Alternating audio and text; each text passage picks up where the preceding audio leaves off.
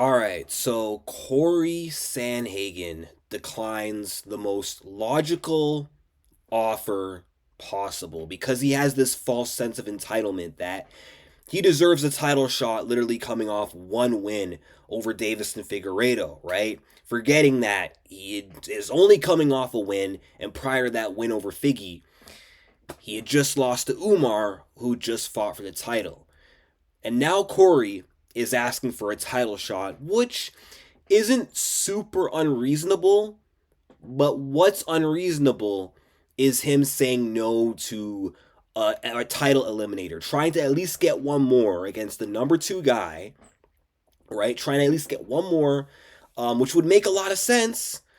He's like, nope, I deserve it. Like, no, you don't deserve it. I get maybe being like, all right, I'm down to fight for the title. I want to fight for the title, but if I have to fight someone else, I will. I don't like Cory's attitude. So this was Petr Yan's response to Sanhagen asking for a title shot. We can find out who deserves it more in July. Same place, no short notice excuse for you, son. Damn, he sunned him there. Because he did sun him in the octagon. Although it was, a competitive fight in moments, it was primarily a dominant performance by Petr Yan. And Cory's response was just so stupid. This is what he had to say. You lost to both of them already. Our fight was in 2021. I took it on short notice in front of your crowd. You know I'm next, old friend. What a shitty response. Like, okay, so he lost to Merab and lost to O'Malley. He lost to the former champion and lost to the current champion. So that means that he doesn't deserve it? Cory, do you not understand how the sport works? Like, rematches are a thing. Petr Yan didn't ask for a title shot coming off one win over Song Yadong.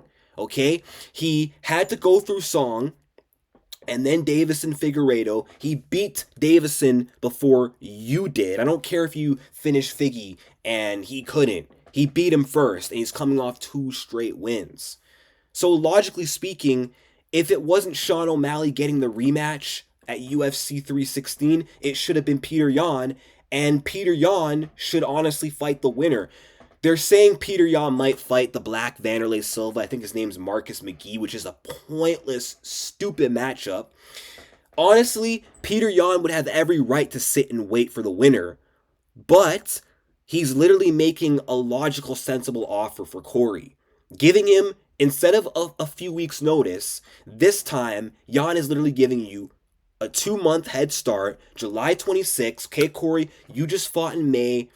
You didn't take much damage. You dominated the fight, destroyed Figgy. Now you could turn around 2 months' time if you're not injured and have a full camp. And if you beat Petr Yan, who's 2 ranks ahead of you, you get to avenge that loss against Yan on a full camp. You beat the number 2 guy, and then you become undeniable. And if you beat Petr Yan, then no one can argue that you're deserving of a title shot.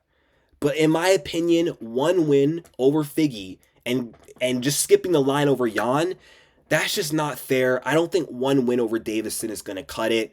I wouldn't be opposed to seeing Sanhagen fight for the title because, they're fresh matchups. I mean, if Merab wins, it's a fresh victim for Merab. If O'Malley wins the rematch, I mean, I've wanted to see O'Malley versus Sanhagen for years, so I'd definitely be down for that. But if O'Malley wins, who doesn't want to see Petr Yan versus Sean O'Malley too in a 5-round setting this time? Yes, Yan lost to both. Now, no one really wants to see Yan Merab too, even though Yan deserves it. But O'Malley, a split decision, a fight where many people thought Yan was robbed and would have won anyway if it was a 5-rounder. Come on, I mean, both fights are appealing. I love Sanhagen versus O'Malley, but Yan versus O'Malley too needs to happen if Sugar Sean wins. And even if Merab wins, I don't care if he dominated Yan a couple years ago. And yeah, he would win again, doesn't matter. Petr Yan has done more work than you, okay? And now he's about to get a free 3rd win in a row. If you don't take this call out, if you don't accept the fight, and Petr Yan takes on Marcus McGee, even though Marcus beating the 13th ranked guy shouldn't earn you a title shot, he already beat Davison, who was a top 5 win. He beat Song Yadong, who was, somewhere in the top 7. So that should earn him the next shot. Cory has no right to be entitled. He should just take the fight, suck it up, okay? If I was Cory, if someone beat me in my first ever title fight 2 years ago, and it was on short notice, and 4 years later, that same person who beat me offered me a second chance on a full camp on a 2 month turnaround from my last fight, if I'm healthy, I'm like, hell yeah, I'm gonna fight. I'm gonna fight you again, and I'm gonna beat you this time, and I'm gonna get that title shot. Like, it's not a good look for Cory. Like, are you scared?